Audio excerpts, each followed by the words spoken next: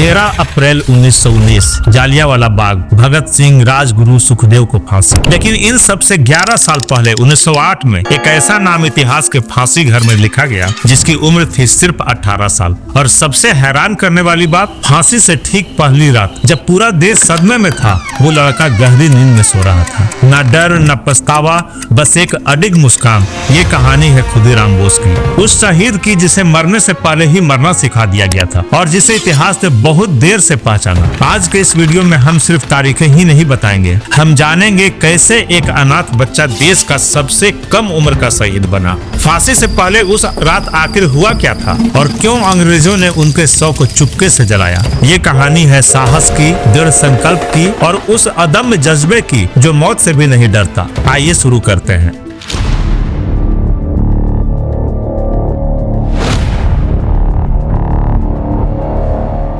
3 दिसंबर 1889 पश्चिम बंगाल के मिदनापुर जिले का एक साधारण किसान परिवार, यहीं जन्म होता है खुदीराम बोस का। जिंदगी ने बचपन में ही उससे सब कुछ छीन लिया। सिर्फ 6 साल की उम्र में माँ का साया उठ गया। कुछ ही समय बाद पिता भी चल बसे। एक नन्हा बच्चा जिसे देश से पहले परिवार का बोझ समझना पड़ा, उसे पाला उसकी बड़ी बहन अपर्णा देवी ने, जिसने अपने सपने छोड़कर एक बच्चे को जिंदा रहने की हिम्मत दी। फिर आया 1905, बंगाल का विभाजन। अंग्रेजों ने प्रशासनिक सुविधा के नाम पर बंगाल को 2 हिस्सों में बांट दिया। असल मकसद था एक मजबूत, शिक्षित और एकजुट बंगाल को तोड़ना। धर्म के आधार पर रेखा खींची गई और डिवाइड एंड रूल पहली बार इतनी बेरहमी से लागू हुआ। बंगाल के युवाओं के लिए ये सिर्फ नक्शे का बदलाव नहीं था, ये उनकी पहचान और आत्मसम्मान पर सीधा हमला था। उसी दौर में किशोर खुदीराम के भीतर 2 आग सुलगती है। पहली अरविंद घोष का वो भाषण जिसे उसने अपनी आंखों से देखा और सुना था, और दूसरी क्रांतिकारी अखबार युगांतर, जिसके हर शब्द ने उसके डर को गुस्से में बदल दिया। अब सवाल उठता है, एक साधारण किसान परिवार का किशोर हथियार उठाने वाले क्रांतिकारी नेटवर्क तक पहुंचा कैसे? 1905 का बंग भंग आंदोलन सिर्फ राजनीतिक फैसला नहीं था, वो बंगाल के युवाओं के लिए एक चिंगारी था। स्कूलों के बाहर जुलूस, घरों के अंदर गुप्त बैठकें और दीवारों पर आजादी के नारे लिखे जाने लगे। इसी माहौल में खुदीराम की मुलाकात हुई स्थानीय क्रांतिकारियों से, जिनका सीधा संबंध था युगांतर और अनुशीलन समिति जैसे गुप्त संगठनों से। 1902 में कोलकाता में जन्म लेती है अनुशीलन समिति, एक ऐसा संगठन जिसका उद्देश्य था युवाओं को शारीरिक, मानसिक और वैचारिक रूप से क्रांति के लिए तैयार करना। इसके साथ जुड़े कई नाम आगे चलकर इतिहास बने, अरविंद घोष, बारेंद्र कुमार घोष और युगांतर से जुड़े युवा। 1906 में इसी विचारधारा से निकलता है क्रांतिकारी अखबार युगांतर। ये सिर्फ अखबार नहीं, एक अंडरग्राउंड नेटवर्क था जो युवाओं को विचार, प्रशिक्षण और बलिदान के रास्ते पर ले जाता था। ये संगठन खुलेआम नहीं मिलते थे। पहले युवक की सोच परखी जाती थी, डर, लालच और स्वार्थ से मुक्त है या नहीं। खुदीराम हर कसौटी पर खरा उतरा। उसे गुप्त संदेश पहुंचाने का काम मिला, कभी पर्चे बांटना, कभी अंग्रेज अधिकारियों की गतिविधियों पर नजर रखना। यहीं पहली बार उसने सीखा, क्रांति भाषणों से नहीं बल्कि बलिदान से आती है। जल्द ही वरिष्ठ क्रांतिकारी बारेंद्र कुमार घोष और अरविंद घोष उसकी प्रतिबद्धता से प्रभावित हुए और एक दिन उसे उस रास्ते पर ले जाया गया जहाँ से लौटना नामुमकिन था, हथियार और बम निर्माण की ट्रेनिंग। यहीं एक 15-16 साल का लड़का कागजों में नहीं, इतिहास में दाखिल हो गया। निशाना था जज Douglas Kingsford. Douglas Kingsford British Raj का सबसे क्रूर जज, पहले कलकत्ता हाई कोर्ट में मजिस्ट्रेट और 1908 में पोस्टिंग मुजफ्फरपुर, बिहार।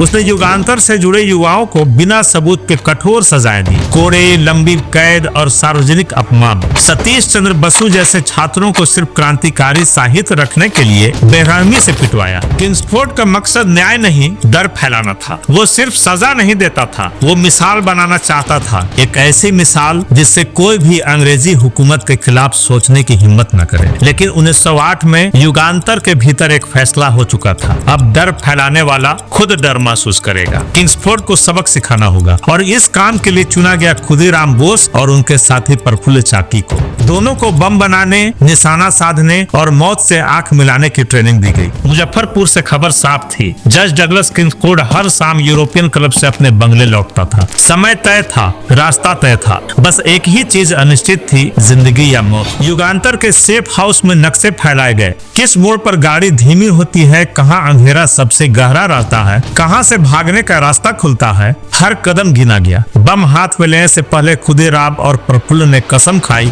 या तो लक्ष्य पूरा होगा या फिर नाम इतिहास में लिखा जाएगा। तारीख 30 अप्रैल 1908, जगह मुजफ्फरपुर। रात गहरी थी, सड़कों पर सन्नाटा, दोनों एक पेड़ के पीछे छिपे। इंतजार था जज डगलस किंग्सफोर्ड की गाड़ी का। हर आहट पर दिल की धड़कन तेज, और फिर दूर से आती घोड़ा गाड़ी की आवाज, लालटेन की हल्की रोशनी। वही गाड़ी, वही समय। खुदीराम ने बम कस कर पकड़ा। एक पल का फैसला, और बम हवा में उड़ता हुआ गाड़ी से टकराया। जोरदार विस्फोट, धुआं, चीखें और अफरा तफरी।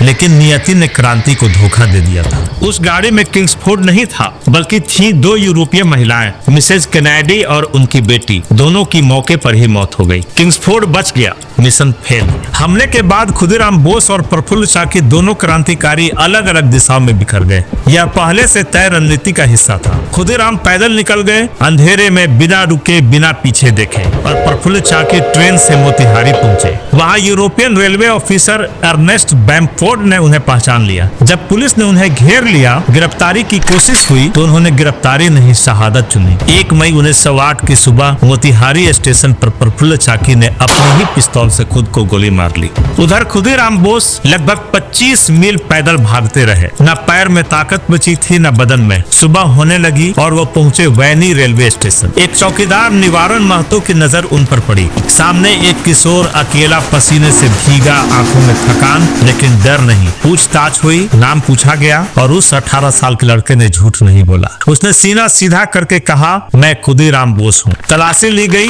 जेब से निकला बम बनाने का मैनुअल। अब शक की कोई गुंजाइश नहीं थी। गिरफ्तारी हुई, मुजफ्फरपुर सेशन कोर्ट में मुकदमा चला। अंग्रेजी हुकूमत एक मिसाल बनाना चाहती थी। कोर्ट में जज वुडमैन कैनेडी ने आखिरी सवाल पूछा, तुमने ये सब क्यों किया? पूरे कोर्ट सन्नाटे में था, और खुदीराम बोस का जवाब इतिहास में हमेशा के लिए दर्ज हो गया। मैंने यह सब अपनी मातृभूमि की स्वतंत्रता के लिए किया है। मुझे कोई पछतावा नहीं। उस पल कटघरे में खड़ा वो लड़का नहीं था, वहां खड़ी थी एक पूरी पीढ़ी की बगावत। 13 जुलाई 1908 को फांसी का फैसला सुनाया गया। 10 अगस्त 1908 की रात मुजफ्फरपुर जेल। अगली सुबह ठीक 6 बजे फांसी तय थी। जेल के गलियारों में सन्नाटा था, कदमों की आवाज भी डर पैदा कर रही थी। रात करीब 4 बजे जेलर नोडिन खुदीराम की कोठरी तक पहुंचा। उसे उम्मीद थी एक कांपता हुआ किशोर, डरी हुई आंखें, या मौत का इंतजार करता चेहरा। लेकिन जो उसने देखा वो इतिहास में दर्ज हो गया। खुदीराम बोस गहरी नींद में सो रहे थे। चेहरे पर डर नहीं, शांति थी। जेलर ने उन्हें धीरे से जगाया और पूछा, तुम्हें पता है कुछ ही घंटों में फांसी है, फिर भी इतनी शांति से कैसे सो सकते हो? खुदीराम ने मुस्कुराकर जवाब दिया, क्यों नहीं सो? मैंने सपना देखा है कि मेरा फिर से जन्म हुआ है, और मैं एक बार फिर अंग्रेजों से लड़ने जा रहा हूँ।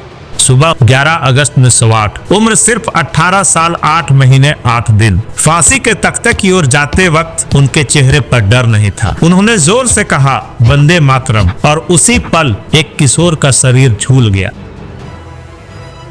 लेकिन उसकी शहादत ने पूरे देश को जगा दिया, और फिर अंग्रेजों ने वही किया जो उनके डर को उजागर करता है। खुदीराम बोस का शौक किसी को नहीं सौंपा गया। डर था, अगर जनता ने उस 18 साल के शहीद का चेहरा आखिरी बार देख लिया तो बंगाल सुलग उठेगा। जेल परिसर के भीतर ही बिना किसी सार्वजनिक सूचना के चुपचाप दाह संस्कार कर दिया गया। लेकिन अंग्रेज ये भूल गए थे, शहादत को छुपाया नहीं जा सकता। अखबारों ने लिखा, शहीद की मुस्कान। पूरा बंगाल रो पड़ा और भड़क उठा। गांव गांव, शहर शहर लोकगीत गूंजने लगे, एक बार विदाई दे माँ घुरी आसी। कलकत्ता के कॉलेजों में छात्रों ने कक्षाएं छोड़ दी, शोक सभाएं हुई, और क्रांति की आग और तेज हो गई। इसी शहादत ने एक 8 साल के बच्चे के मन में बीज बोया, जो आगे चलकर भगत सिंह बना। खुदीराम बोस अब सिर्फ एक नाम नहीं रहे, वो प्रतीक बन गए युवावस्था की निर्भीकता का, मुस्कुराकर मौत को स्वीकार करने की ताकत का। उस दौर की ये शहादतें आने वाली पीढ़ी के युवाओं के मन में क्रांति का बीज बो चुकी थी। आज जब हम आराम से बैठकर यह वीडियो देख रहे हैं, तो याद रखिए, इस आजादी के नींव में उस 18 साल के लड़के का खून भी है, जिसने फांसी के फंदे को डर से नहीं, मुस्कान के साथ गले लगाया था। जल्द ही मिलते हैं एक नए वीडियो में। पूरी वीडियो देखने के लिए दिल से धन्यवाद।